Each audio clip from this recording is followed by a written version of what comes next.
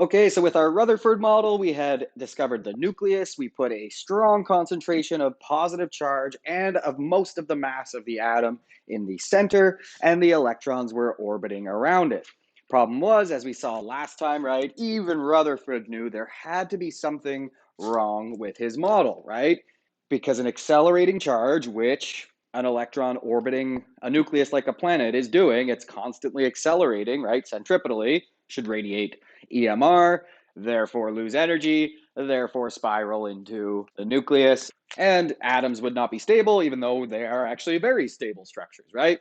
So from the get-go, Rutherford's model explained some stuff, and that is the primary purpose of a model, but we always kind of knew something was going to have to change. So enter Niels Bohr. Now, Niels Bohr had actually worked for both Rutherford and Thomson while they were researching the atom.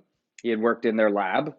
And as you'll recall from last chapter, Bohr was kind of a early adopter of quantum theory, right? He was on board with it pretty early. So he took Planck's idea that energy could only be emitted or absorbed in discrete amounts by matter, right? And he thought, well, that might have some implications for atomic structure. Maybe this mystery can be solved by taking some quantum ideas and applying them to the atom. He wasn't sure exactly how to work it into a model of the atom, though, until he got some inspiration from a field of science that's known as spectroscopy.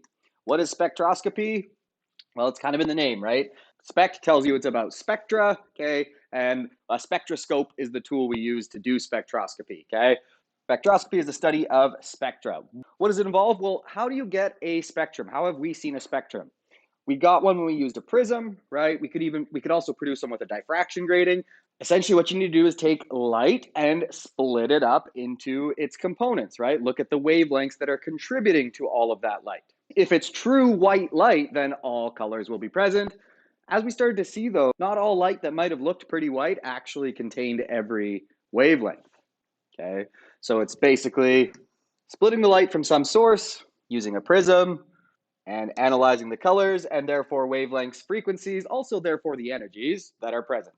Energies will become important later. So here, these will make more sense after, maybe come back and look at them after we've talked about the three types of spectra. But essentially we have continuous, emission, and absorption spectra. Emission and absorption are closely related. Continuous is kind of the standard that we can compare them to. Quick briefing here, you can kind of see, right? Continuous comes directly from some hot solid, some hot light source, right? Emission comes from a hot gas. And when you shine a light source through a cold gas, you will get an absorption line spectrum. Let's go into them in a bit more depth. As suggested by this picture here, spectroscopy, very useful in astronomy and astrophysics. Okay, the first we're going to look at is a continuous spectrum. This is what you think of when you think of the rainbow. Now, as the name suggests, it's continuous, so everything is present. It's not discrete, right? All wavelengths of light are represented.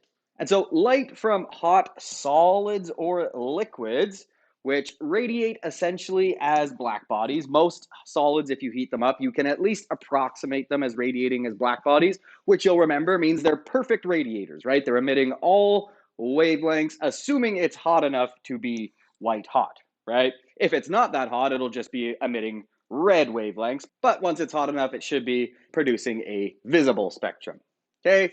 And so you can see here, how's it produced? A hot solid, like the filament in a light bulb, heats up as a black body. We split it with a prism, and when we split it apart, we say what wavelengths are in here, and you see every single one represented. Okay, so I'm going to show you a continuous spectrum. I think you kind of need to see this to visualize the setup, though, and know what's going on. So what this is actually a spectroscope, okay? And in the video I'm going to use to show you, I have the iPad camera right in the hole of the spectroscope. Now what happens is light comes in here. This end is pointed towards the light source. And then there's basically a diffraction grating that splits the light apart, hits a mirror, and then it comes out towards this end, which is where your eye is, which is just the camera of the iPad. Now to show a continuous spectrum, I need something that approximates a black body pretty well, okay? And so a flame like this does a pretty good job of that. For the most part, all wavelengths are represented as this is radiating light outward. So what I'll do, what you're going to be looking at is me doing this, okay? I'm essentially just going to hold this light source in front of the iPad. I have to turn out the lights for it to work, and then you'll see the spectrum that's produced when you look at this black body. There you go. See, All wavelengths represented a continuous spectrum. So the reason why this happens with hot solids and liquids, not really gases, we'll circle back to that later. Okay, the next type we're going to look at here is an emission spectra. So when a gas is hot or otherwise excited, we can split the light that it emits and we'll reveal that only very discrete, hey, what word should you think of when you hear that discrete? What theory should that bring to mind? Quantum theory. So you can kind of see how Bohr was starting to get a little bit inspired here, right? He's saying, hang on, discrete emissions? Starting to sound a little quantum to me, okay? Only discrete specific wavelengths are present. Most of the spectrum is missing, okay? And the colors that are present, so the bright lines that we do see, are always the same for the same type of gas. So for example, hydrogen will always be emitting the same specific colors. So I'll show you how this looks now with the spectroscope. Now with the same setup as before with the iPad and the spectroscope, we're gonna look at this thing now. What is this? Well, in here, there's basically just a high voltage, okay? And you can see in the tube is hydrogen. With electrodes down here and electrodes down here, we can get this hydrogen pretty hot. And so what happens when a gas gets hot? It glows. In fact, you've seen this every time you've seen fluorescent lighting in our school or on a neon sign, same idea. And so with the same setup as before, you'll notice the spectrum is no longer continuous, right? There's these very specific bright lines. Most of the spectrum is missing. So that hot hydrogen gas seems to only be emitting light that's those specific colors. And as we know, that means only very specific wavelengths, not all wavelengths, these few specific ones. I have another tube here that instead of hydrogen contains helium. So I can switch it out. Let's take a look at that one in the spectroscope through the iPad. So you'll notice still very specific bright lines, right? Not all wavelengths. However, different ones than we saw with hydrogen.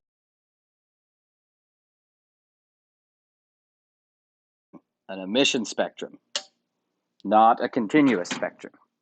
Only certain colors, therefore only certain wavelengths, and therefore only certain energies even. So all models we've learned really can't explain this. They're still entirely classical, right? Matter can absorb or emit energy continuously. And so all wavelengths should be emitted, right? Why is hydrogen only emitting that specific wavelength and that specific wavelength and that and blah, yada, yada, yada, right? And the third and final type of spectrum that we're going to look at here is the absorption spectrum. It's basically the opposite of the emission spectrum, okay? So when white light is passed through a cool gas, so not a hot excited gas, a cool gas, when it comes out on the other side, it seems to be missing a few wavelengths. A few colors are missing. So you can see most of the spectrum, but a few little lines there, here and there are missing. Okay, I want you to kind of compare for two. So for example, look at hydrogen, right? We've got a red one down here kind of missing. Up here, what's present? Look, a red one is present in the emission spectrum. Down here, kind of a tealy one, right? Up here, yeah, kind of a tealy one. And then a violet one before it goes off into ultraviolet, presumably. Okay, sodium, 2 lines in the yellowish band. Hey, look at that. Emitted, we're 2 lines in the yellowish band. So it turns out that all of the wavelengths that are missing in the absorption spectrum for an element will be present in the emission spectrum for the element, right? So if you take some hot gas, look at the light being irradiated from it, and then split it up and look at it, only these wavelengths are present. Down here, if you have a light source behind the gas and then the light passes through, it will come through missing certain wavelengths. And they're the same wavelengths that were emitted by the hot gas. So it's almost like whatever this hot one was sending out, this cold one is absorbing and not letting get to you. Hence the name absorption spectra and emission spectra. Now, because they're always the same for each element, we use them to analyze and identify stuff we look at, right? We can look at the light coming from some object, split it up, and by looking at which of these kind of fingerprints are present, right? It's like a fingerprint, it's unique to every element. We can analyze the composition of stuff that is literally across the universe. Spectroscopy has a lot of applications, but probably no field uses them more than astrophysics. Fun fact, the universe is expanding at an accelerating rate, and what that causes light to do is we call it red shift. It gets longer wavelengths, redder. And so by looking at the emission spectrum that we see from hydrogen, we can actually measure the red shift because each line is shifted a little redder than it should be, which means we can measure stupidly far distances. Like, I'm not joking when I say across the observable universe. Okay, so anyway, they can be used like a fingerprint for determining which elements are present. Just a quick example of how we do this. So it's asking us to, based on these spectrum, it's black and white, so I don't know if these are emission or absorption spectrum, but doesn't matter. They should look the same either way. It's kind of reverses of each other, right? We're trying to identify the gases present in this sample. So to know what gases are present, right, we have to compare. And so, for example, if hydrogen is present, then every line in the hydrogen spectrum must be present in this sample. Otherwise, this does not contain hydrogen, right? Hydrogen doesn't just feel like emitting some of these. It emits all of those wavelengths. Only those wavelengths, but all of them, always.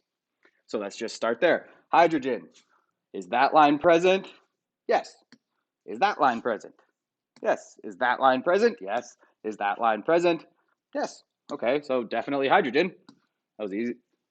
Good start. What about helium? Is this line present? No. So it's not helium, right? Go and check all the other ones if you want. Kind of a waste of time though. Is it lithium? Is this line present? No. No line at about 549 nanometers. Okay, let's look at sodium. Aha, a double line just below 600 nanometers and a double line just below 600 nanometers, and that's all we have to check.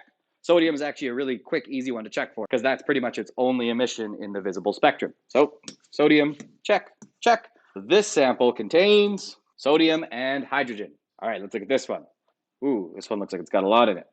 Does it contain hydrogen? I'll just do the second set of checking below. Okay, does it contain hydrogen? Well, that one, yes. That one, yes. Right, does it contain this one? Yep. And does it contain this one here? Yes, it does. Okay, so it looks like it contains hydrogen. Let's try helium. These kind of double thin lines here.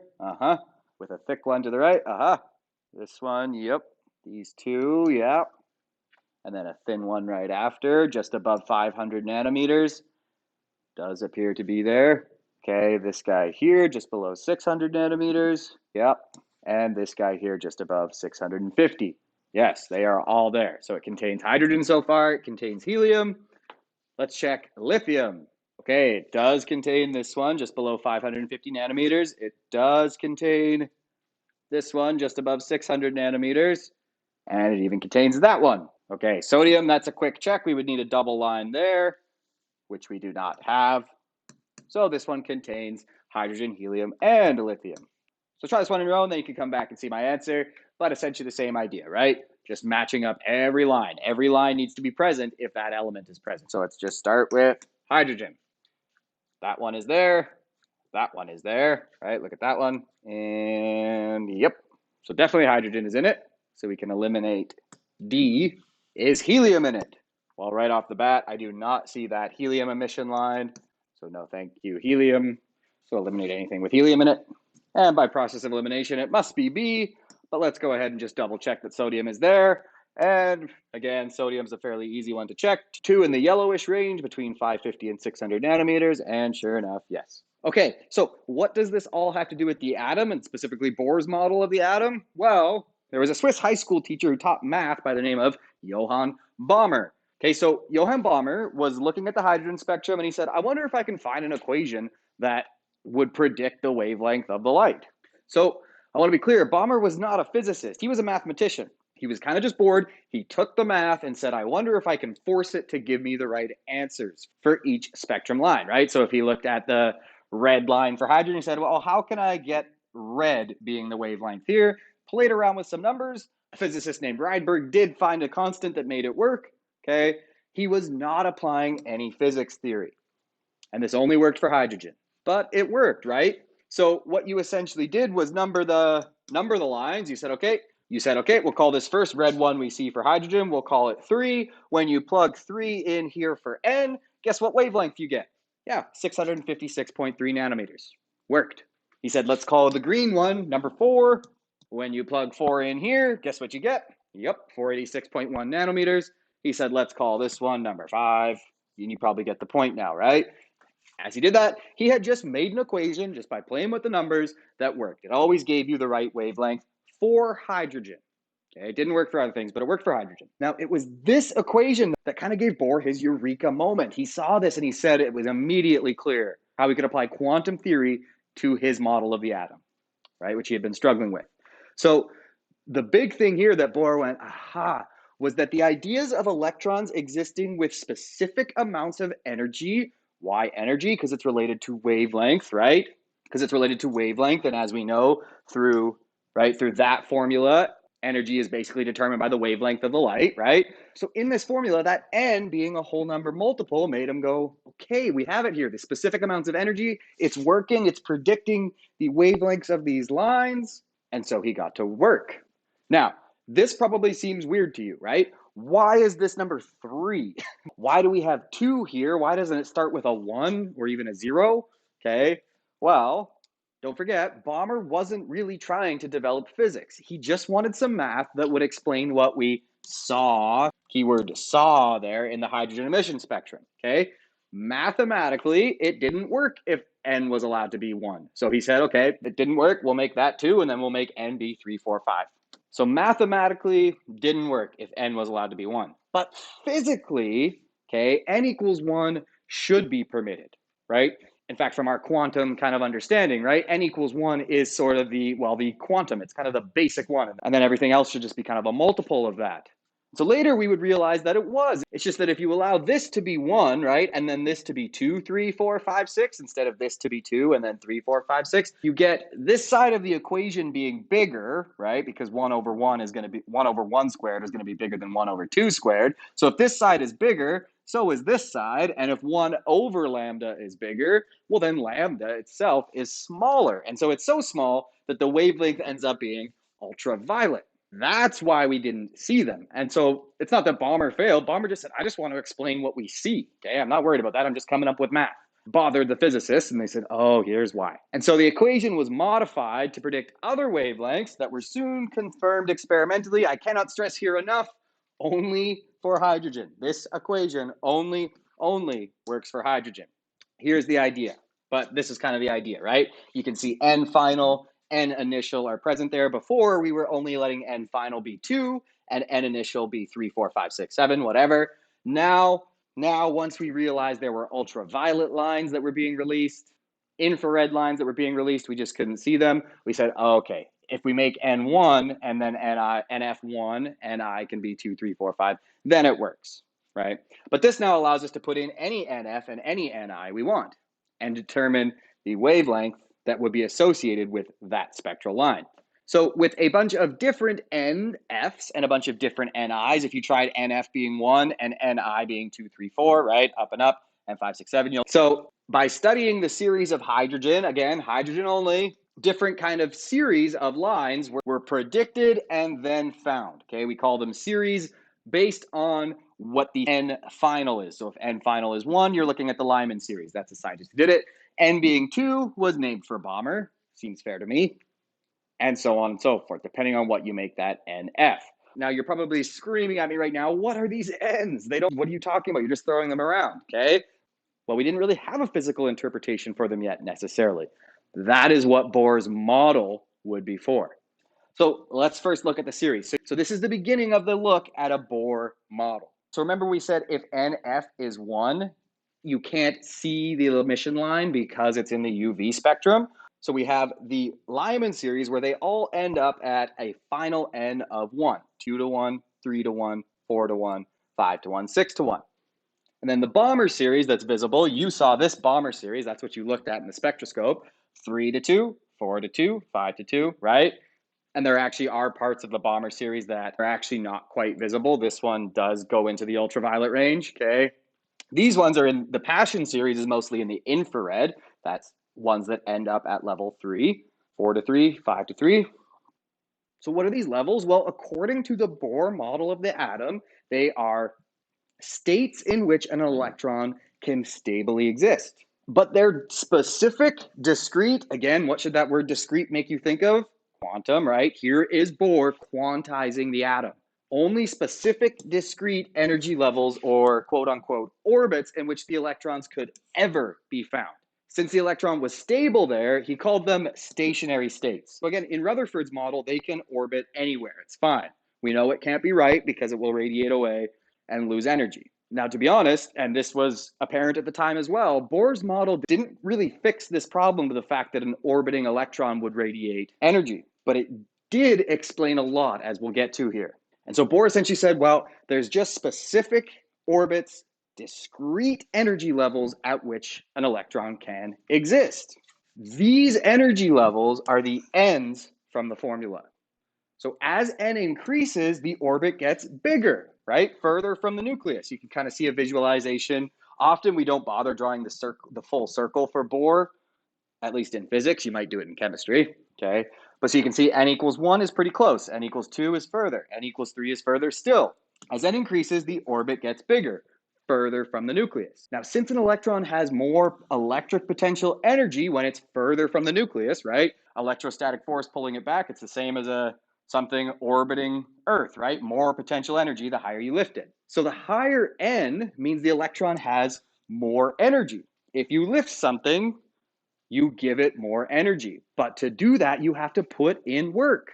You have to give energy to it, okay? But the thing is, you can't just smoothly slide it from n equals 2 to n equals 3, okay? Because the electron can never be in between. It can be at n equals 2, it can be at n equals 3, it can be at n equals 672, but it can never, ever, ever be at n equals 672.5. Sound familiar? We have quantized energy within an atom. Well, we didn't do it, Bohr did. So if I gave you two different electrons, one here, this one's fine. This one is not. The electron can never exist between orbits. Bohr just proposed that there are these discrete, very specific energy levels at which an electron can stably exist. So a bit of an analogy here, okay? Imagine you're on a ladder or a staircase. You can be on one rung of the ladder, you can be on the next rung of the ladder, you can be down, you can even be on the ground. How can you ever stand in between rungs of the ladder, right? And the analogy of the ladder works even better because as you go higher, you get more energy. Okay, so n equals 1, can you ever have less energy than that? Well, no, because if you have energy less than 1, then you have 0.5, and that's not allowed, right? If you have an energy level of 0, then your orbit is 0, and the electron is inside the nucleus, and that's a collapse, right? Nothing happens there, okay? So n equals 1 is what we call the ground state, like being on the ground next to a ladder. It's the lowest amount of energy an electron can have. Now, if you don't have much energy, a way to get more energy is to get excited about something, right? To be excited, looking forward. So we call n equals 2 the first excited state. Be careful. It's not the first state. It's the first excited state. Ground state is n equals 1. N equals 2 is the first excited. N equals 3 would be the second excited state, and so on and so on and so on. In theory, there's no highest energy level. They just get further and further away from the nucleus. Now, to lift you up the ladder, you must be given energy. You must put in work. Something must do work on you. So to move an electron from some level, whatever it is, to any higher level, well, we have to give it energy. How much energy? Well, look at the energy it would have at that new level, compare it to the energy it had at the old level, and it's whatever the difference is between them, right? If you want to go from the ground to the second rung of the ladder, you've got to figure out how much energy you're going to have at the second rung of the ladder, and that's how much energy you're going to put in. If you want to go from the second rung to the fifth rung, you got to figure out how much energy you have at the second rung, how much you'll have at the fifth rung, find the difference, and that's how much energy you're going to have to put in. The energy is absorbed by the electron. It makes a jump to the higher level in a discrete jump, a quantum leap. You might have heard that before. Okay, we call it a quantum leap. So I really do mean it's a leap, it's a jump. It does not exist in between the two states. It goes from one state to the next state. It is not found in between. So this is where the ladder analogy breaks down, because you can slowly move to the next rung, right? So this is where the ladder analogy starts to break down a bit, because you can continuously move to the next rung. An electron does not. It's in one state, and then it's in an excited state, or it drops down. Okay, the energy can come from a couple places. The big one, the one we're mainly going to focus on, is from photons, okay? So the energy of which must be completely absorbed, or excitation, we call it, will not occur, okay? It can also come from free particles, like, for example, a free electron just zooming through space. So notice that the photon must be completely absorbed or excitation will not occur. So only the perfect energy photon, energy related to wavelength, once again, right, will actually cause an electron to be excited. So it must be perfectly absorbed or it will not occur. It can also happen from free particles like an electron zooming around in free space. When a free particle does it, it doesn't have to be perfect necessarily, but it does have to have enough energy to get it up to the next level above where it currently is. Then the particle transfers its energy to the bound electron, and any leftovers will remain as kinetic energy for the free particle. So it can happen with particles. We're going to focus on photons, however, okay? Or you can get it to happen just by heating up the atom, right? If you heat up the atom, you can excite its electrons. So now you might be starting to get a feeling for why Bohr was so inspired by spectroscopy, right? Remember, how do we produce an absorption spectrum? Well, absorption, we need a light source, then we need a cool gas, and our eye needs to be over here. So the cool gas needs to be between us and the light source. So why are we seeing 4 wavelengths missing from the spectrum? When we look here, well, Bohr said, okay, white light leaves, and white light containing all colors, and therefore all wavelengths and all energies. If it has all energies, then it has the photons that are just perfect to make this happen, and to make this happen, and to make this happen, and to make this happen, right? To excite the electron in just the right way to get it to the next energy level. So those photons are going to they're going to do this. They're going to excite that electron, which means they get absorbed completely. They don't get to pass through the gas. So these guys are all fine. They don't excite electrons. They don't have just the right wavelength to do that. But these poor guys do, and these ones, and these ones, and these ones. And so those photons don't come through to our eye again, like we said, right? Okay. Why is it missing again? Because in here, if they have just the right wavelength, they are absorbed in causing that excitation. Okay, so that is how Bohr explains absorption. Now, these electrons in these higher energy levels, you might be thinking, well, why is it in a higher state? Wouldn't it want to come back down to a lower state? Just like when you lift something up, it wants to return to a lower energy state by falling, right? And you're right, they quickly, in fact, almost instantaneously in most cases, get pulled back down to lower levels, lower energy levels, because of that attraction to the nucleus. But hang on, it's going from a high energy level to a low energy level. It has to be losing energy.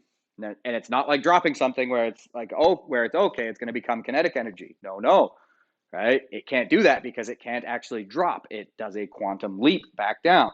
So how does it lose the energy? You might have a guess. See if you can explain this one on your own before I go ahead and do it here. So remember, we said the exact wavelength to cause an electron to jump from this energy level to this energy level in the last time would, if we shine light through a hot gas, it would get absorbed. Now we're saying that when that electron falls back down, it has to lose energy. How do you think it's going to lose that energy? By emitting a photon. A photon is basically pure energy, right? By emitting the exact amount of energy it needed to drop back down to a lower energy state.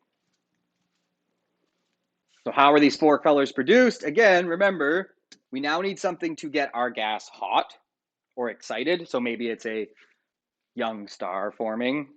That is actually how we find out stars are forming, is if they're producing the right electron transitions. Fun fact. Okay, now this time, it doesn't really matter how the gas got hot. It could be from a light source behind it, whatever.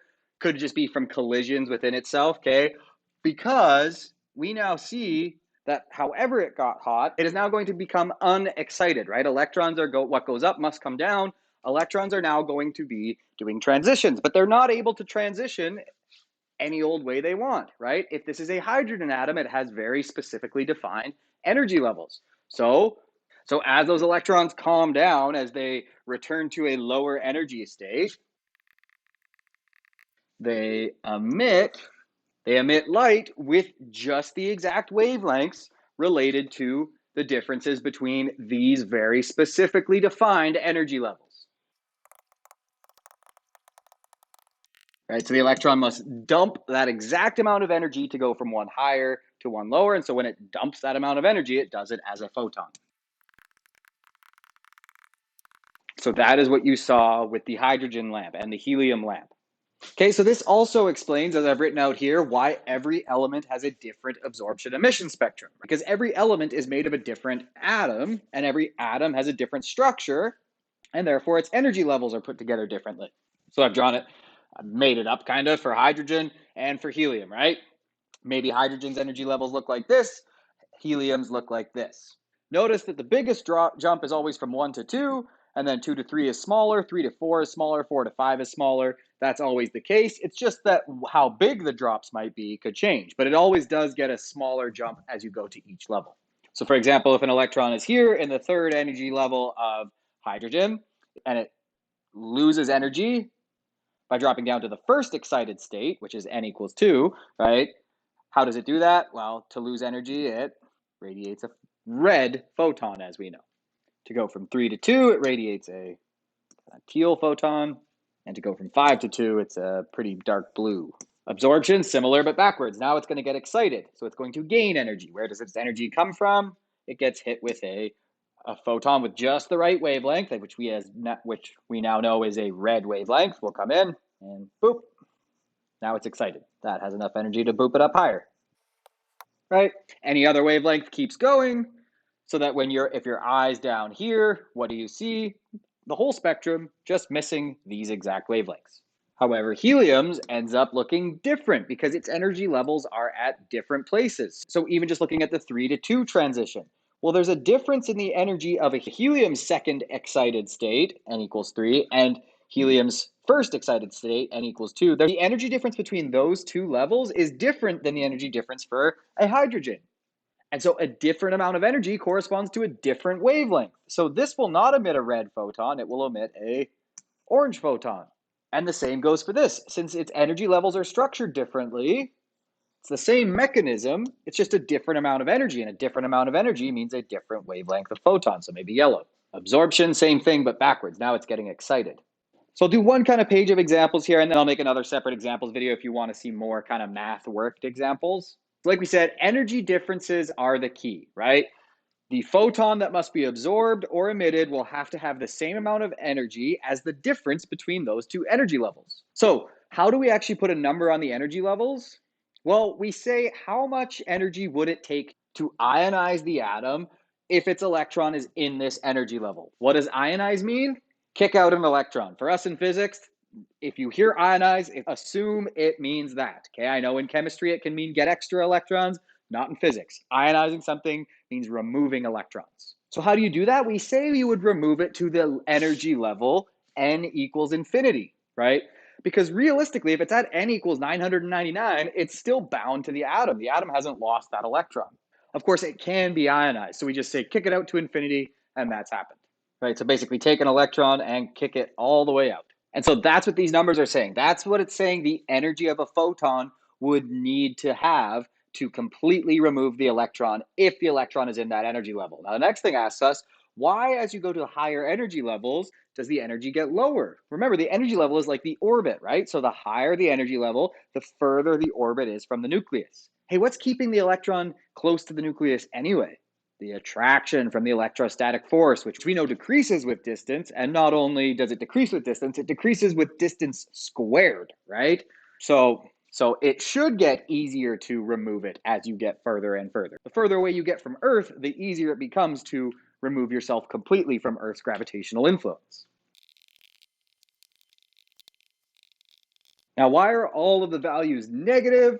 This just kind of represents a convention choice that we took. So when Bohr came up with this model, he kind of set out to say, okay, what energy would you need to ionize it? And then electrons need to overcome that to be removed. Potential energy, right? Think of it like if you're defining the zero potential energy at the ground, then it's like the electrons are down in a hole. And to pull them up out and free them, then right now they have a negative potential energy. So it's really just a matter of choice. And we decided to say that zero is defined as when it's ionized. Right? So we just kind of think of it as what the electron's missing if it needed to be ionized. All right. How much energy is required to move up from level 1 to level 3 based on this mercury atom?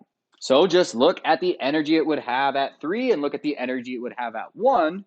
So look at the differences in the energy levels, right? Clearly it's gained some energy to get to 3 because now it would be easier to ionize. And so however much energy it would take to get from 1 to 3 is just the difference between those two levels,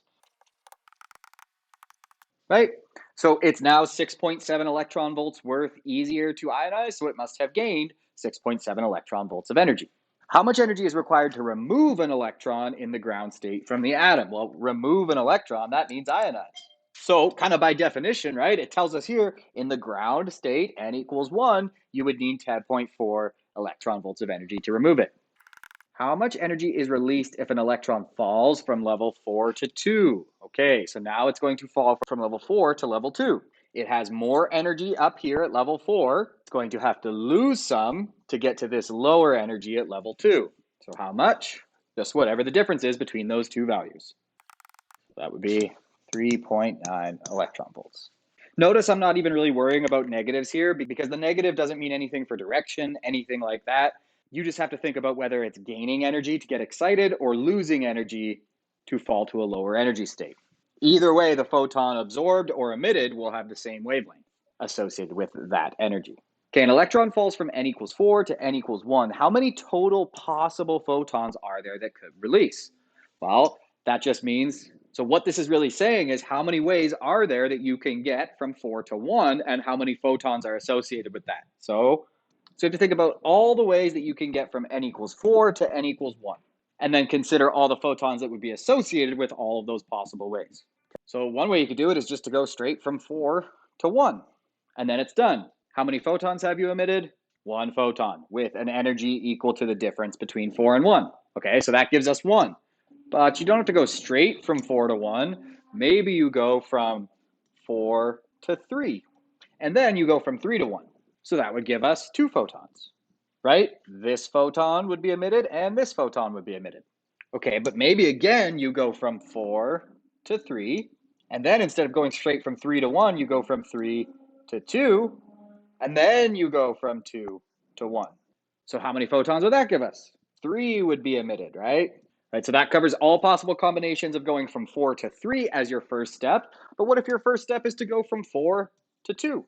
Well, the only thing you can do now is to go from 2 to 1, right? So that would give us 1 photon, 2 photons. Okay, so now we looked at the 4 possible ways. Some of them have multiple photons. Be careful though here. Some of these are repeats, right? For example, this one is a repeat of this one.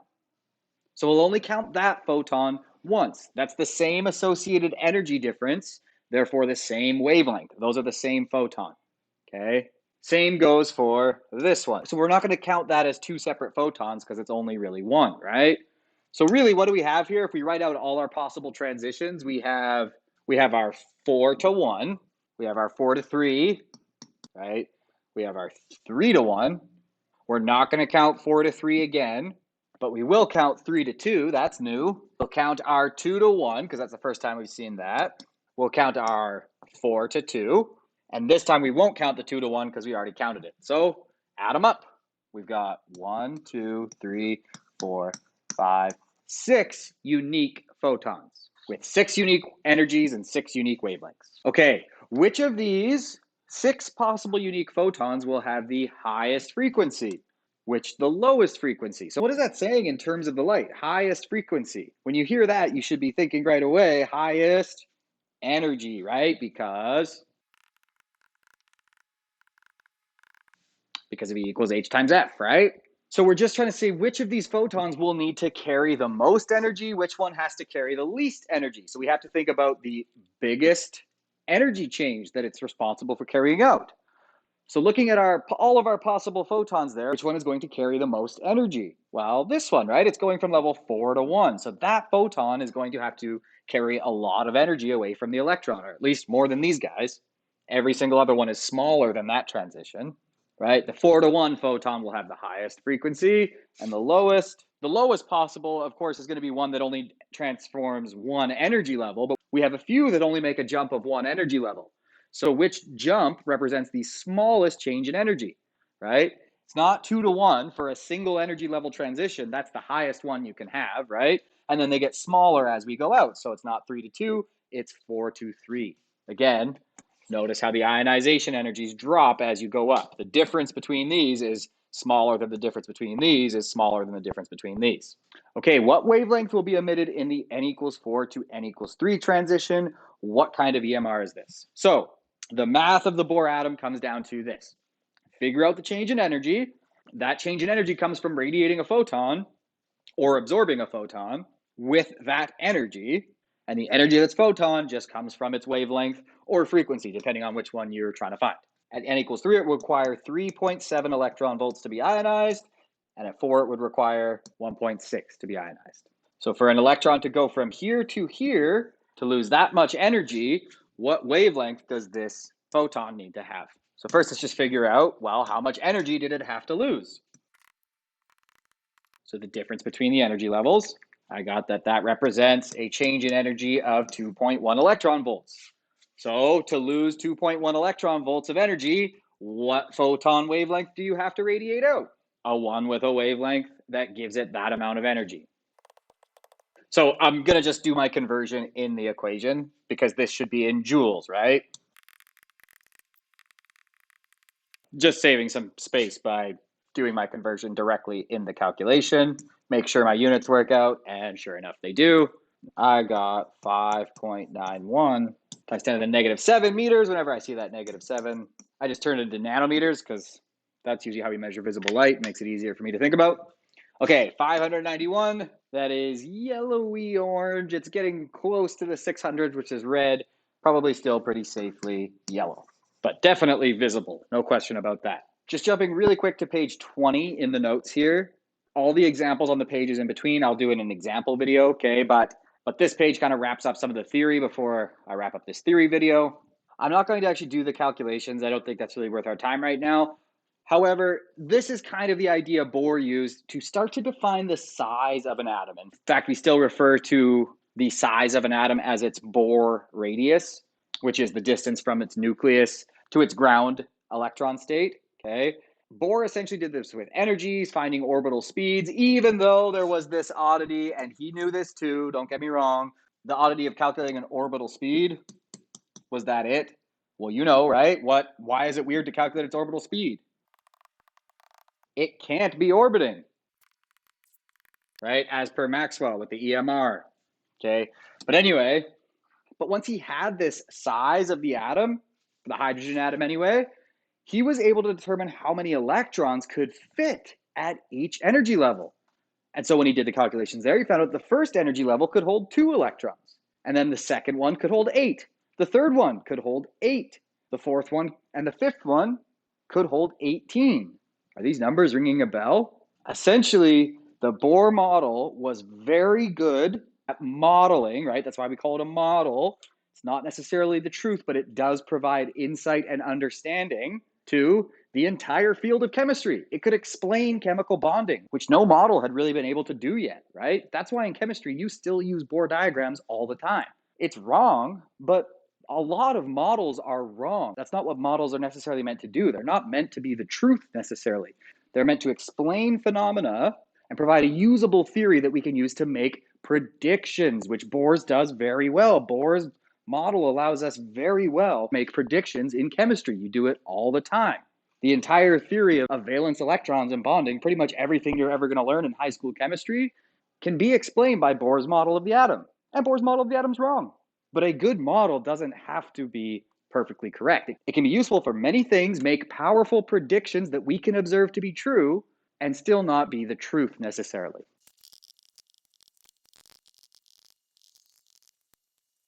Okay, so no, Mr. Rice and Mrs. Tyrath are not lying to you in chemistry class. They are teaching you a model that does very accurately make predictions and explain chemical properties. And it works really well for most of chemistry.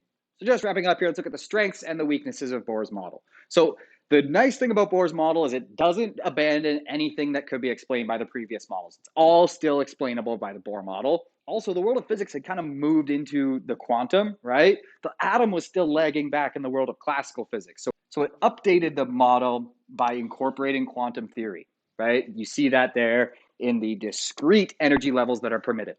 It predicted the spectra for hydrogen really well. Not just for hydrogen, okay?